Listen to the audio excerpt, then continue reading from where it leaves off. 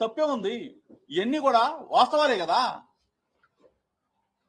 ఇటువంటి రాజకీయాల్లో మేమేదో చెయ్యకూడని తప్పు చేసినట్టు అనకూడని మాట మా నాయకుడిని మీరు అంబనాభూతులు తిట్టలేదా?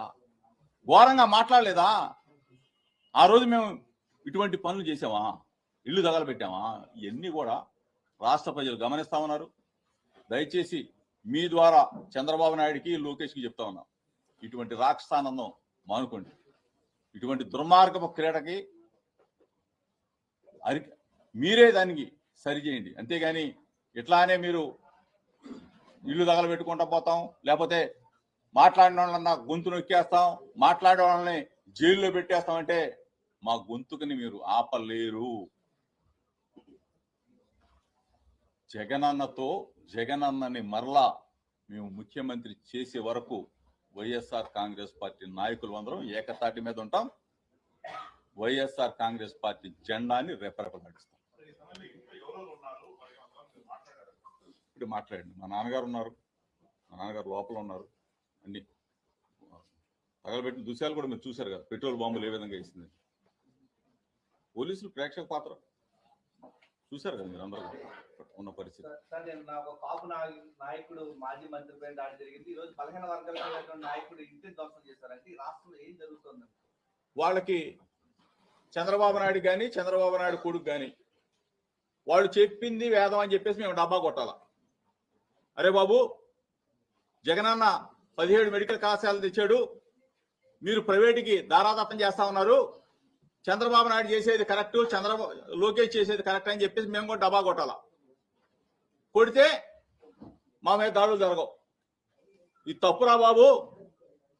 ప్రజా ఆరోగ్యాన్ని ప్రైవేట్ పరం చేయొద్దు, ప్రజల్ని తాకట్టు పెట్టొద్దు. ప్రజల ఆరోగ్యాన్ని పరిరక్షించాల్సిన బాధ్యత మనది, ప్రభుత్వాలది. రాజశేఖర రెడ్డి గారు ఆ మహనీయుడు, దేవుడు కొన్ని కోట్ల మంది, లక్షల మందికి ఆరోగ్యం భిక్షగా పెట్టాడు, ఆరోగ్యాన్ని పేదలకు ఇచ్చాడు. జగనన్న ప్రజా ఆరోగ్యాన్ని ఇంకా ముందుకు తీసుకెళ్లి 17 మెడికల్ కళాశాలలు కట్టిస్తా ఉంటే దాన్ని ప్రైవేటీకరించొద్దని చెప్పేసి మేము అందరం కూడా ఆందోళన చేస్తే మా గొంతు నొక్కితే కానీ మేము చంద్రబాబు నాయుడికి డబ్బాలు కొట్టలేము, ఒత్తాసు పడలేము. ప్రజల పట్ల, ప్రజా వ్యతిరేక విధానాల పట్ల వ్యతిరేకిస్తున్నాం కాబట్టే మా గొంతు నొక్కుతాం అన్నాడు. ఇప్పుడు అక్రమ కేసు పెట్టాడు, అన్న మీద పెట్టారు, మా మీద పెట్టారు, జైలు జీవితం అనిపించాం. ఆనందం పొందటమే కదా, రాక్షసానందం పొందటమే కదా. అన్ని ఫేక్ ఫేక్ ఫేక్ ఫేక్ ప్రతిదీ. అసలు చంద్రబాబు నాయుడు గారి రాజకీయ జీవితమే ఫేక్. ఇవన్నీ కూడా మీకు తెలిసిందా? నాకు ఒక్కటే అడుగుతున్నా, ప్రశ్నించినటువంటి నాయకుల ఇండ్లపై ఈ ప్రభుత్వం దాడులు చేస్తా ఉంది, దాడులు చేయిస్తా ఉంది, చివరికి ఇండ్లకు నిప్పంటిస్తుంది. ఇంట్లో సభ్యులు ఉండంగానే ఇంట్లో మనుషులను కూడా కాల్చేయాలనేటువంటి ఒక దుర్మార్గమైనటువంటి ఆలోచనతో ఇళ్లకే నిప్పంటిస్తుంది, ఇంట్లో మనుషులను పెట్టి.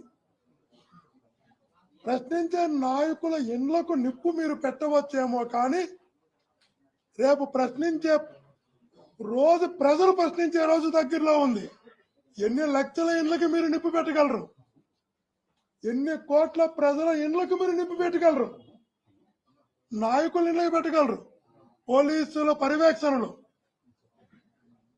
ప్రజలే ప్రశ్నించే రోజు తొందరలో ఉంది.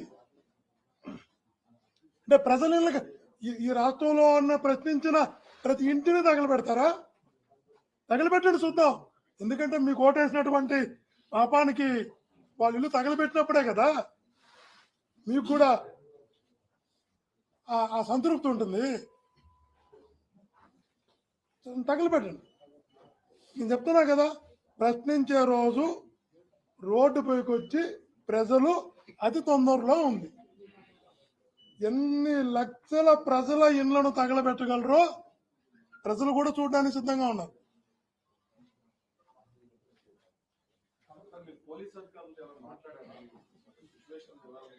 నేను వచ్చేటప్పుడే లోకల్ సిఐతో మాట్లాడాను, లోకల్ గా అసిస్టెంట్ కమిషనర్ ఆఫ్ పోలీస్ ఏసీపీతో చెప్పాను. చెప్పి ఈ విధంగా ఉంది, ఈ విధంగా వార్తలు వస్తా ఉన్నాయి, దాన్ని మీరు